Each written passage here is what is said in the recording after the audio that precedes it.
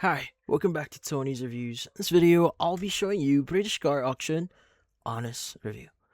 So, the British Car Auction, or BCA, is basically a vehicle auction marketplace in the UK.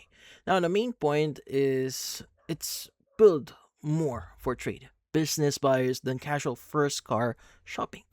So, once you start bidding here, it works a lot more like a proper auction than a normal dealership. Now, here's how or BCA.co.uk works in real life. First, you need a buying account. BCA says you need to trade a buy. You need a trade buying account, and they mentions applications are usually processed within like 48 hours. Now, when you register, there's also an application fee. Their registration page shows like around like £49 plus VAT for motor trade businesses, or 99 plus VAT for non-motor trade businesses with evidence required.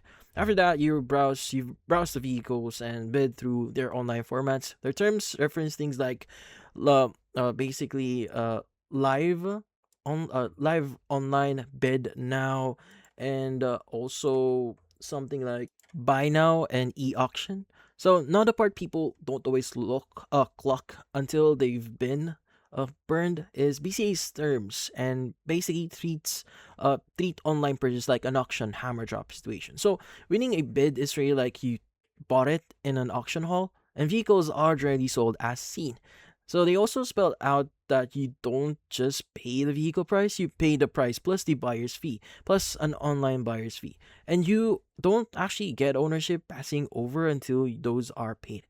Now, on top of that, BCA's fee pages mention a bunch of potential add-ons, charges, standard buyer fees, option report and check products, and other fees. So the true cost can be higher than what you thought you were bidding. Now, the honest review vibe here is based on what people are posting. Now, on Trustpilot, well, the BCA profile is sitting at around a 1.4 out of 5 rating, which is bad from a 221 reviews. And the breakdown is heavily skewed negative, so it shows like 91% 1 star on that page.